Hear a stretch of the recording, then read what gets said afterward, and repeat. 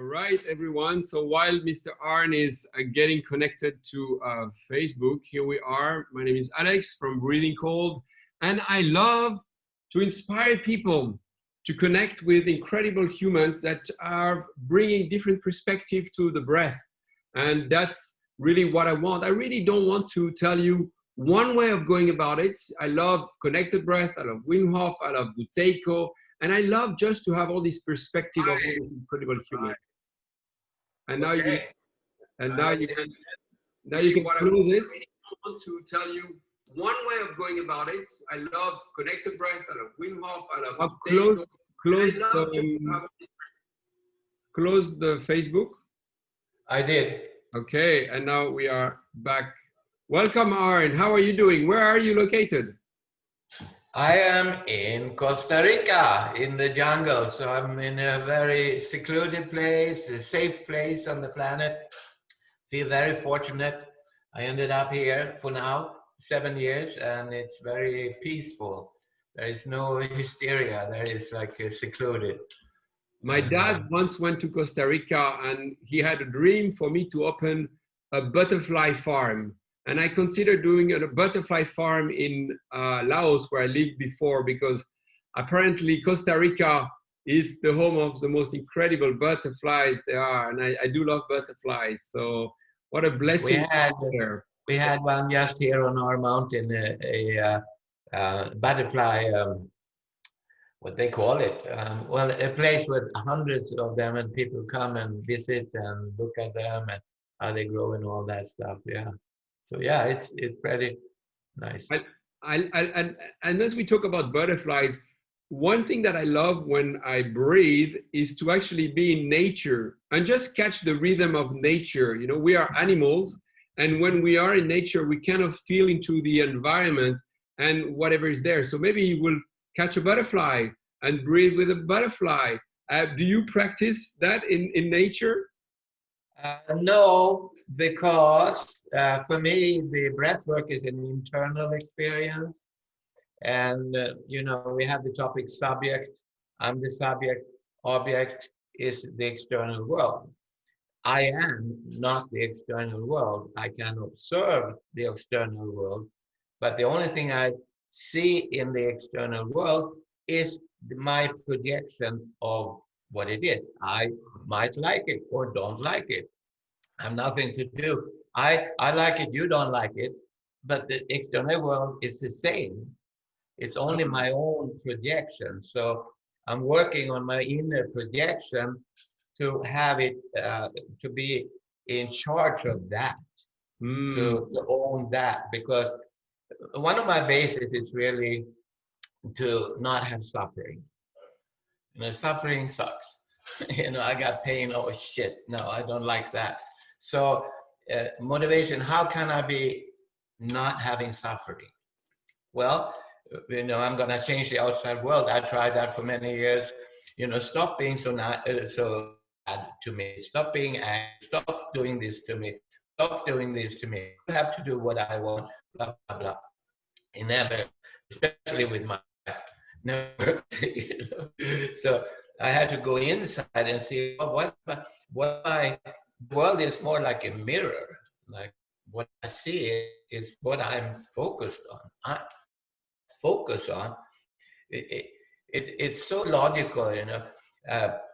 I want to see a good world. I don't want to see this bad thing. I don't want to see this. I want to get rid of this. I want to live in a world where this doesn't exist. But the result is, this is where I am. This is what I see because I'm holding on to it. So if I don't want to have this, I have to look somewhere else. You can't focus on something and expect a different result. You know, your session that we did in the teacher training that I did last time really impacted me in a big time, and really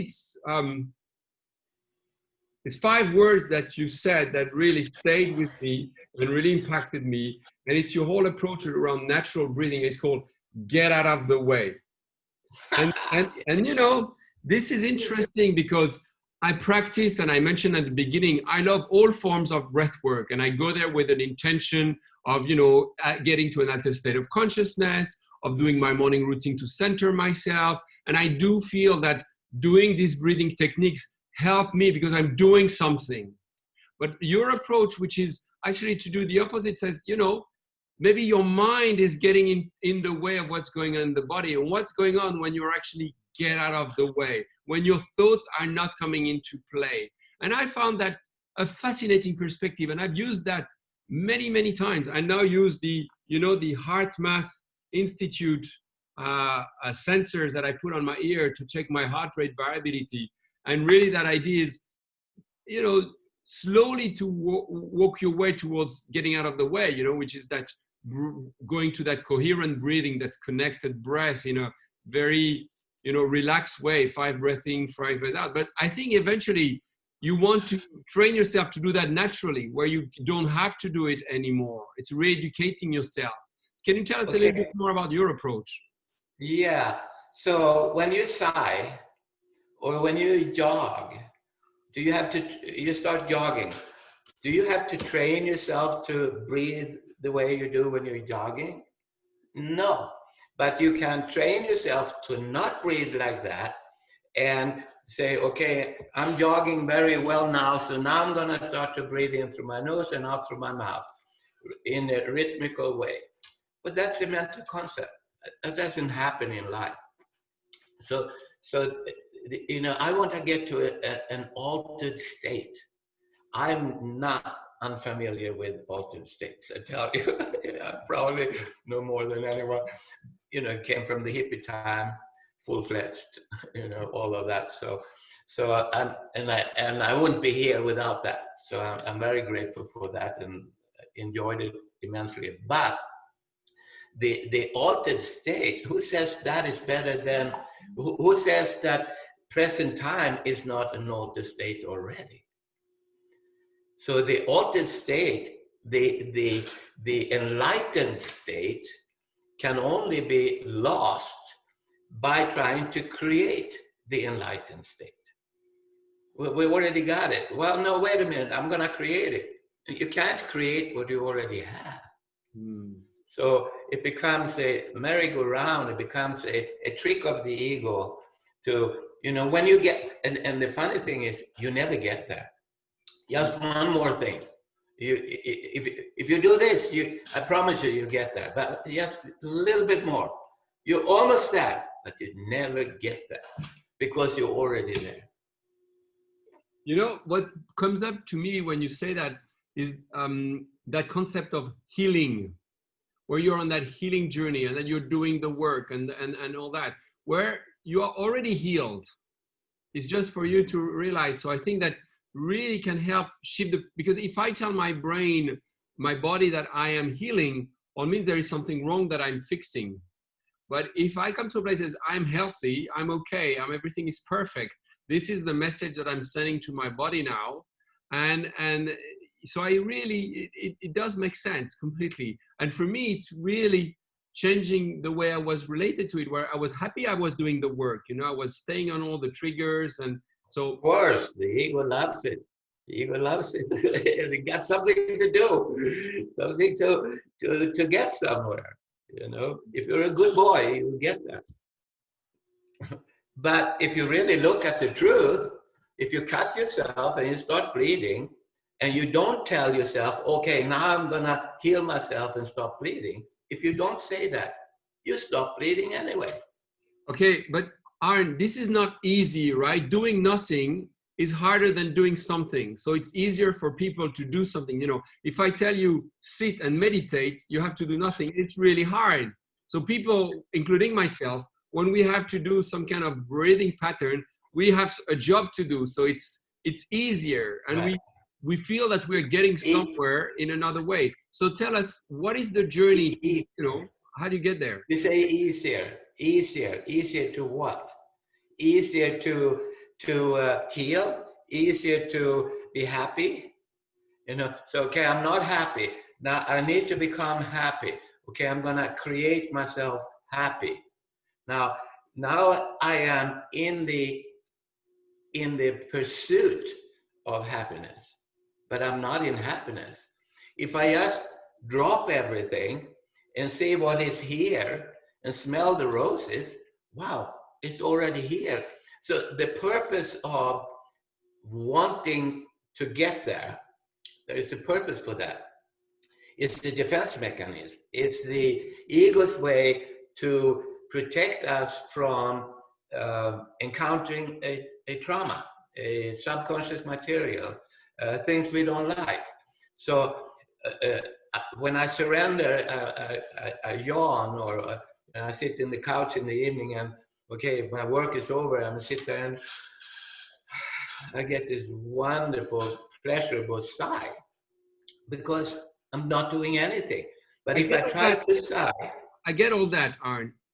But you're there, and that was a journey for you to get there, I assume. So my question to you is, you know, what is the journey? Because yes, it all makes sense, but it's not easy. It's simple, but it's not easy. How do you, I mean, it's easy, but not simple. Because most people, we're struggling to shut up the noise in our head, the monkey mind, and getting busy and the ego. So the question is, how? Not so much where, but how do you do that? What was your journey, and what kind of tips can you give to people to get there? Well, I don't know. Maybe my background as a Tibetan Buddhist monk helped with that a little bit. But it takes courage.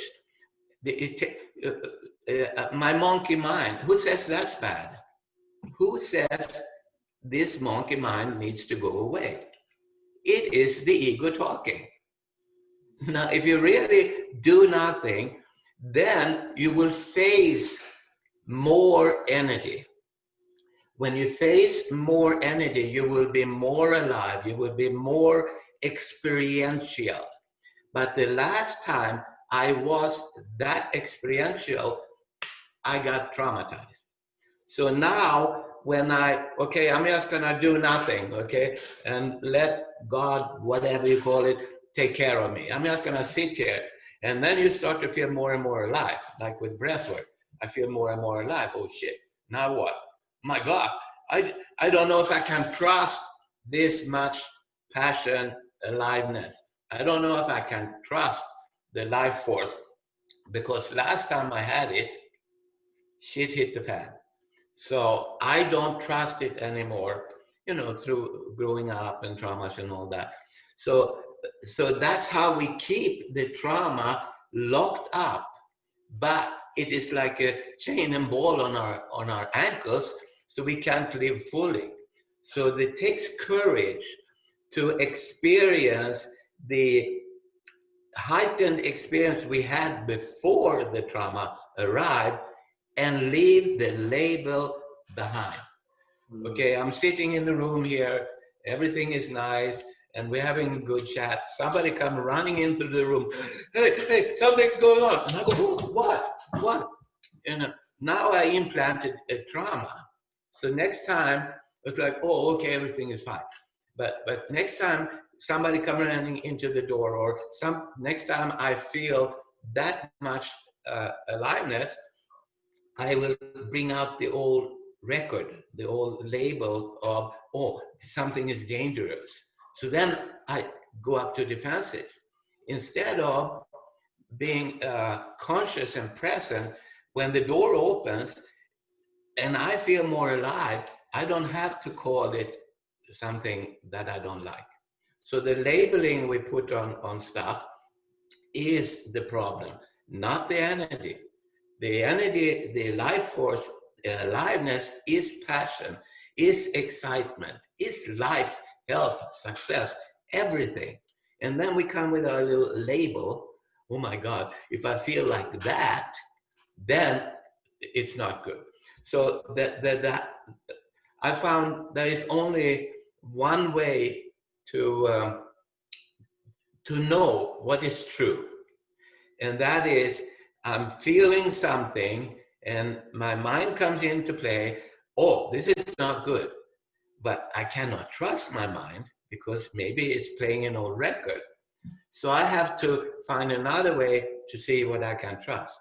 So my way of trusting is I'm investigating, am I experiencing more or less?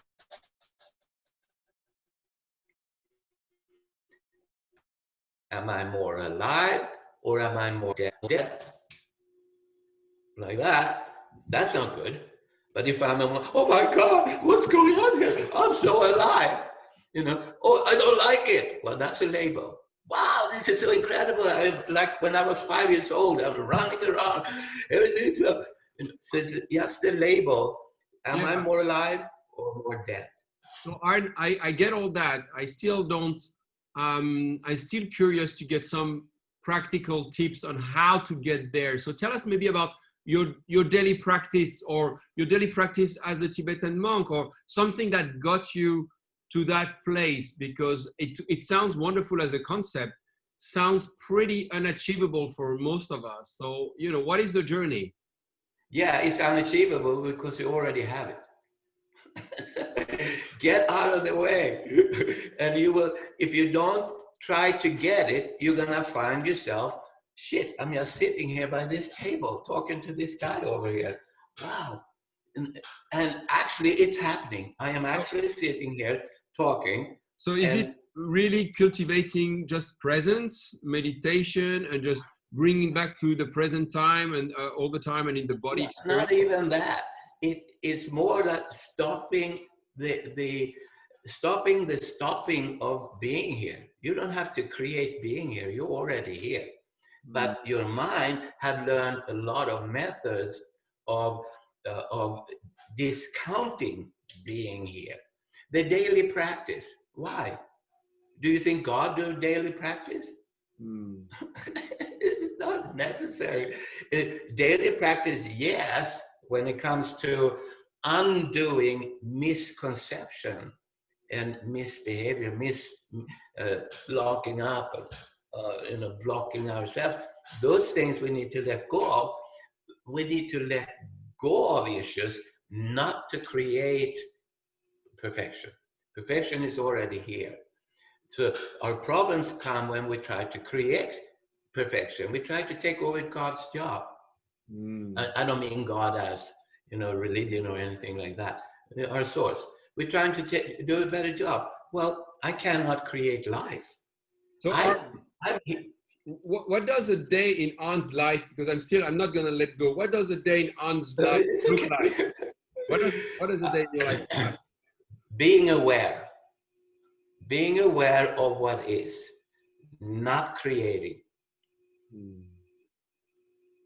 So what does it look like? What do you do in the morning? What I do in the morning, I'm awake. I'm aware that I'm awake. Okay, I have a body. I can feel my body. I get up. I go and have breakfast. I'm aware that I'm having breakfast. There is something having breakfast. I feel my emotions. I feel my experience. I have my calendar.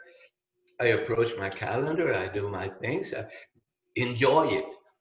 There is no correction. There is only the experience of what is already. And breathing is fantastic. Let's talk about COVID. Were you affected by the pandemic in any form? Were you managing to maintain this centering and grounding that you express, or were you, like most of us, including myself, caught into fear of death and things like that? No. And the truth is, I'm very protected here in the jungle. So, but we have people and so on, and people who have it. I don't have the beliefs that any sickness or problem is fatal or permanent. Anything at any time arrived, suddenly I'm fine, bam, I have the symptom of COVID. My God, it came like that. Well, it can also go away like that. So I don't know if I've had it, But the way I work with any disease is I don't milk it. I don't, the more, what you focus on is what you get. So if you have you know, COVID is more powerful or life force is more powerful. Life force created you sit there and me sit here and think that I have a body or experience having a body. But I can't do that. I just find myself here. It's just like, wow, how come I'm here? I don't know how I got here. I was 2 feet tall, now I'm 6 feet tall. I don't know how this works. There is something that is more powerful than my story going on here. To surrender to that with COVID, with the allowing, okay, I'm having some symptom, be nice to yourself, my God self, my source self, be nice, I feel tired, okay, lay down, or whatever I do, but I don't go, oh my God, maybe I have it. Well, maybe I don't have it, but I will create it with that attitude. So you No, I'm not giving recommendations here. You never experience fear? In my life, yeah, I'm sure I have many fears. As I grew up, you know, speaking publicly was absolutely terrifying for me. And now fear is not something No, that's part of your reality. No, I love it. I love when you say what you focus on, you attract, and actually you reinforce. I would even say it a little different. What you focus on, you project. Because if you say attract, that means that shit exists even when you didn't focus on it. I say it doesn't exist unless you focus on it. You create it. We create it. We create what we see. You know, this rose smells terrible. No, this rose smells wonderful. There's something wrong with your nose. It smells terrible. Who's right? It's only the manipulation here. And if we can stop doing the manipulation and just be the witness, just like, wow, what's going on here? You asked me a question about COVID. Ah, interesting. What's your relation to death? Death. I've had death experiences, so I kind of personally know what death is. What happened? I had left my body 2 times and came back. So, and I know what happened in that other side. Can you describe what happened? Like you had an accident or was in a ceremony? Accident. So left my body, was looking down on my body, seeing the peace, the non-suffering, the awareness, experience of what was, including seeing my body, and thinking, well, no, I'm not ready to go yet, and went back down again.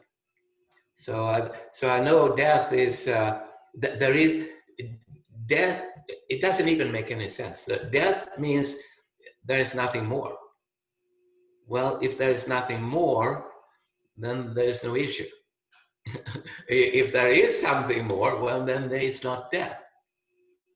So, again, the mind makes up so much crap. Would you say that had a big importance or a big role in your shift of perspective and your approach to life? Those NDE, those near-death experience, did they craft your relation to the present moment? It's a good question. When I had them, they were interesting, but I didn't have a mindset that could fit it into any particular understanding. So it was just an experience, and I didn't say, oh, now I know what death is, or no, I didn't do it like that. But then, through my Tibetan Buddhist years, I got a concept, I got a similar education. So then I remembered my experiences and how that is exactly the way they talk about the bardo and so on and so on. So it all, yes, that at that time it started to make sense to me. That part. Fascinating. Fascinating. It is. I feel more excited about life now than ever. You know, it's really funny. Arne, you're a renowned breath worker. You were coaching people. You know, what do you do these days? You know, because you're getting people to do get out of the way. That's kind of the end of the lesson, isn't it? What's No. Okay, so that's really good question. So before you can get out of the way, we can get out of the way right now, but it won't be transformational. So in order to have a transformational get out of the way, we have to build up the energy first. So through the breath work, we do the building of the breath work, which is the way, you know, so you end up with a lot of tingling. You end up with your body going zzz. It's connected breath. You do connected breath. Yeah, natural breathing, connected breath, connected, what do you call it? You know, the way the rebirthing started. Nose or mouth breathing? Well, where would you get more energy? Through the nose or the mouth? Well, Try jogging through the nose. There are both schools on that. Reversing will do through the nose, holotropic will do through the mouth. Is one thing. Schools is one thing, reality is another. Okay, can you? There's no doubt I get a lot more air in through the mouth than through the nose. I mean, that's, so most of the, or a lot of the breathing teaching are appropriate, but they are intending to not give you too much experience. Because if you do get too much experience and you're not educated properly, you might freak out. So it's good, you know, do all these things that doesn't build up too much energy. On my hand, I feel like I can handle it. And so I am building up people energy to the max. And as soon as they get to that place where, oh my God, I have so much energy. Okay, get out of the way now. I call it the breathing cycle. It's actually natural. Like when you're eating, you know, you're hungry, you eat a lot, and then you're not hungry, you eat less, but you keep eating, and finally you can't eat anymore.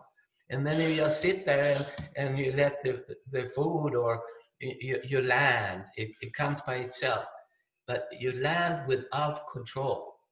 So when you build up the energy, and then if you do not do anything with that energy, it will take control. That energy is the life force.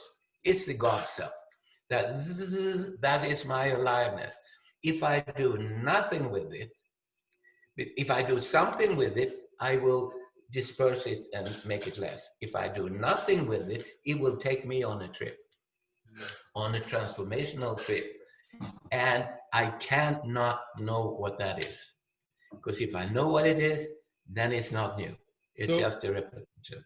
So what is the structure of a session with you, Arne? How long do we do the connected breath, and how long do we do the natural breathing? It's a good question. First of all, I have a consultation, you know, what's going on, blah, blah, blah, in stirring the pot a little bit. So they're like, oh, how are you doing? I'm fine. No. What do you mean fine? What do you mean? So stirring the pot a little bit. And then we do the natural breathing. The natural breathing, the 5 breathing basics, it's basically the rebirthing from the very beginning, the way I learned it originally. So you're doing the jogging breathing. It's really like that without moving. So you're breathing and you start to get energy. Full breathing in the chest, like you do when you're jogging, like you do when you're yawning, like you do when you're sighing, like you do when you have emotions. You cannot have an emotion through the nose. You cannot have an emotion and breathe in the belly. It doesn't happen in real life. So you build up that energy, and then um, um, you try to lose it. You try to not even try. You build up so much energy, you start to get foggy. You start to go, oh my God, I'm losing it. Yeah, well, you're laying down, so it's okay. Oh my, well, what's happening? What's happening? And then they go, and then the subconsciousness opens up. And then transformation, like, is the most amazing. People's lives change. No matter how much they understand, I like them to understand, but mother pretend, and she, the transformation of by itself comes out. That is protected territory. It's the stuff I don't like. It's the stuff that I put away. I cannot go and open up the door because it's so locked. It's locked into my unconsciousness, my subconsciousness. I cannot, my consciousness cannot go into the subconsciousness. It cannot do it. It can open up the subconsciousness where the subconsciousness become conscious, but not by fighting. Never by fighting. Always by, okay, you don't have to change. I don't have to change? Wow, what a realization. I feel much better already. You gotta change. Once you change. So it's how do you do 1 hour, half an hour of connected? Oh, so depending on how good you breathe, but if you breathe really well, a good session, I would say, you do the jogging breathing, 25 minutes. It's natural. You feel it. And then automatically, as you take an airplane, you rev the engines, you take off, and a lot of effort on the takeoff. Once you hit the air, there's less effort, and you start to maintaining. You switch from building to maintaining, and you're just kind of soaring along effortlessly, looking at the world, or at your world. And finally, it's like, I'm done. I cannot, there is no more breathing left here. And how so long, 25 minutes, 30 minutes, and another 30 minutes of coming down. And so an hour and a half. Do you get people to actually speak if you feel that they release? Do you get them to actually express what's going on during the landing, or just you let them breathe? Or I would, if they start sleeping, I would talk to them. The purpose of talking is not to get them to understand anything. The purpose of talking is to keep them out of their mind. So do you get them to speak? Yes. It's not hypnosis. To share what's coming up for them. Not share, because that might take a lot of energy. Wait, oh, this is what, it takes energy. It takes me away from my breathing. It takes me away from my awareness. So my purpose of talking to them is to make them aware, not to make them aware of me. Yeah, no, I understand. But you get them to speak about their journey, what's going on for them, if there is anything that's coming up, if they start crying and releasing, what's underneath that, you get them to... No, if they're crying, they already did that. So you don't get them to actually verbalize it and bring it to consciousness. After the session, we can talk about it, but in the session, it already happened. Okay. Arne, I want your take on breath retention. There's a lot of people, Wim Hof, Soma, a lot of practitioners are talking about the importance and the magic of breath hold, kumbhaka in pranayama, where you realign chakras and all. What's your take on all that? Well, it doesn't happen naturally. It can only happen when the mind is involved. So, no. It's a mental construct, again, for the same purpose. This is, I rather face death than face my biggest fear, which is in my subconsciousness. So no, anything that is built on the mind's idea of that this is a good way is always a distraction. in my point of view. It takes us away from the transformation that's here. Arne, what else would you Thank you like for to asking. Sorry?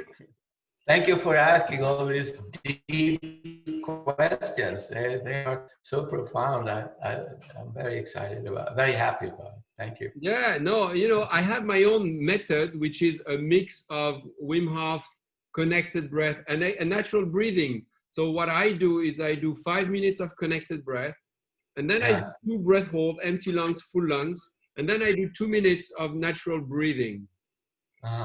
And I do that 4 times as a morning practice.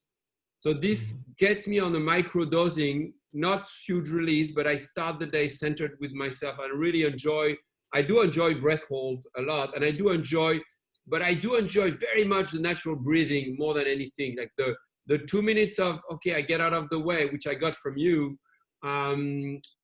really put me in a really happy state. You know, it's the euphoria that is following the dysphoria. And I really thank you for that, because that was a bit of a aha. Yes, it's a snack. It's not the transformation. It's just, you know, I'm drowsy, 2 minutes of that, oh, I'm awake, but it's not a transformation. But Exactly. if you do that same thing for an hour, if you do that, it is a transformation. For sure. Maybe. And I'm not after the transformation. I'm after the daily practice that get me centered for the day. Because But one day you're gonna die. Then what? Yeah, no, for sure. Can you take that exercise with you? So how often do you still practice yourself, and how often? Oh yeah. No, well, practice. No, I don't do practice. I do sessions. I have an issue right now. I don't feel good. I'm stuck. Okay. Then I go to a natural breath practitioner, and I say, hey, I need a session. Usually I do 10 sessions to really get a good sense. So once a week for 2 and do it once a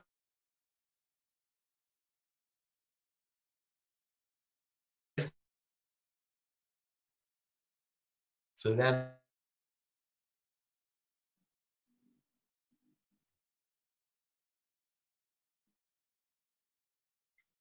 I don't know if it's you or me, but we are losing you, Arne. So guys, I put on the notes, as we are not hearing him anymore. We're putting all the notes in the webinar. I heard you. Are you? Yeah. I'm back. This is the beauty of live on ebook and Bali, where internet is sometimes not as reliable. And Costa Rica. Arne, is there something else you'd like to share with everyone? Is there another message you'd like to come across? Yeah, that was something I've been thinking the last couple of days, is that when people do, tell me if this is appropriate or right, that when people connect with breath work, that they take a good look at what are they looking for. You know, what a serious look. I need a daily practice. Okay.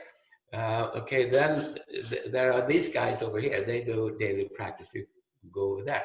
Or no, I'm feeling sick. I want to feel well. Then you need to do maybe a different kind of daily practice. But before you just, oh, I met this guy. He's the best in the world, and you know, I fell on his feet, at his feet, and now I'm his disciple. No. Go in, be real, consider, what are you looking for? Why are you doing this?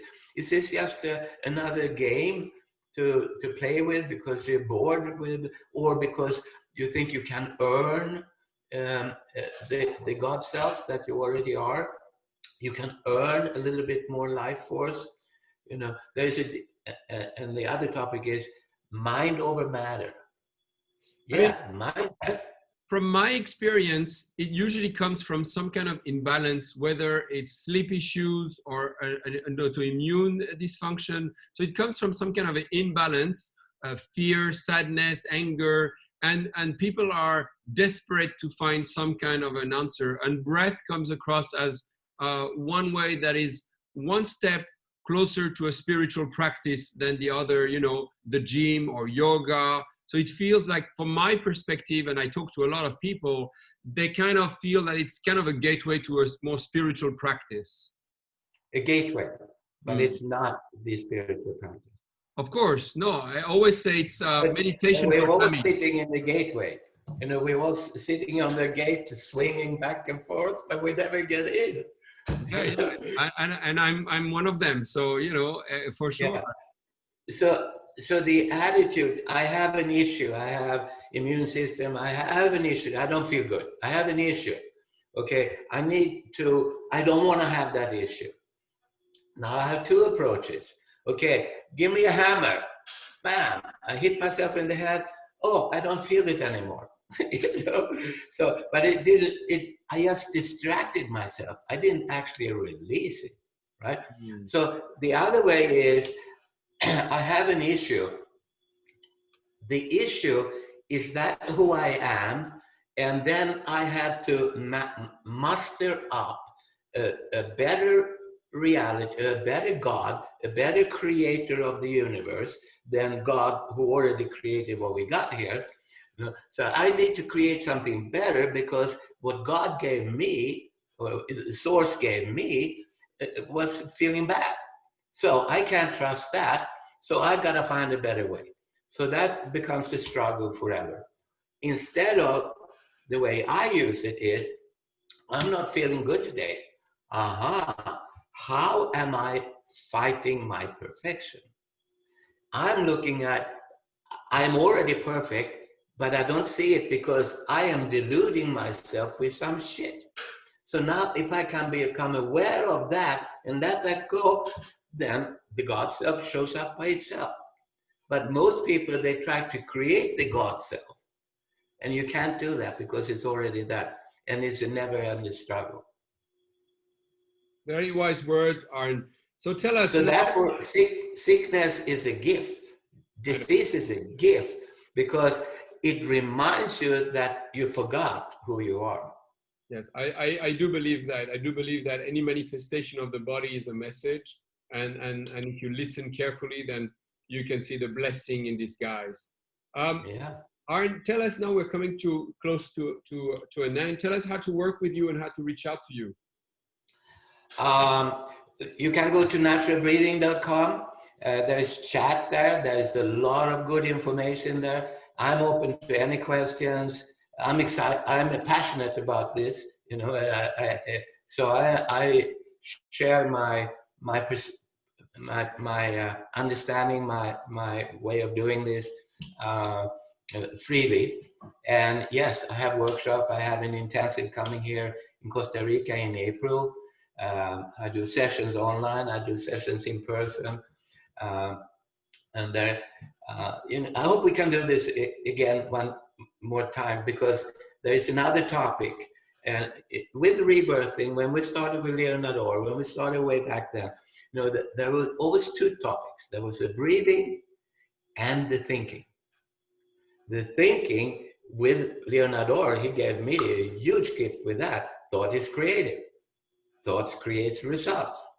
So whatever you think, it becomes your reality. Now, and then the whole world of affirmations and all that came in.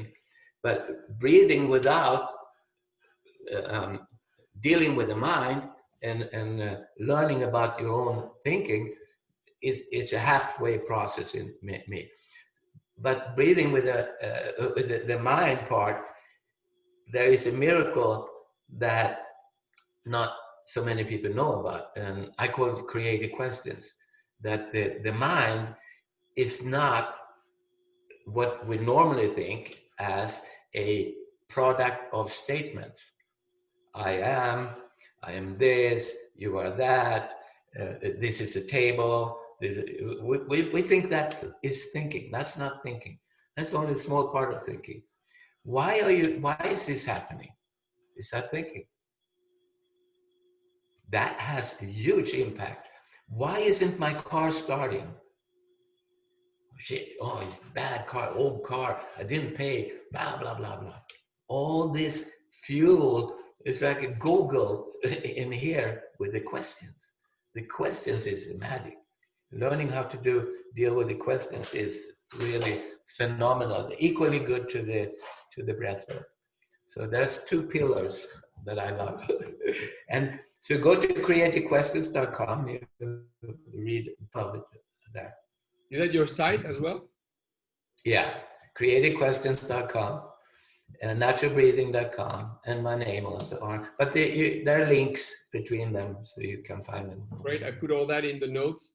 And I thank you so much, Arne. I do agree. I always say I'm not teaching people how to breathe better, but how to listen better. Ah, yeah. And you know, it's easy to find answers. We go to Google, but where do you go to find questions? So yes, it's a good place to find questions. The breath. So thank you so much for all your wisdom, and I look forward to. Thank you for having me in the training. This is always a pleasure to connect with you. And for those interested in exploring all the breath has to offer, I have a beautiful offering starting February 1st. It's a 6 weeks online, offline teacher training. And my approach is not to impose one way of breathing, but to get people to find their own breath, their own relation to the breath. Because I do believe that we all have, you know, our way of expressing ourselves. And for me, the breath was really the way that I came back to myself. And it's really the gift that I want to give people, is not to direct them in one direction, but just to let them expose to all there is to do with it, because it's really a magical practice. Yeah, that's about it. So breathing between life and death. Sorry? The difference between life and death. Exactly. All right, guys, have a beautiful day, everyone. Thank you so much, Arne. Thank you. Thank you so much. See you later. Take care.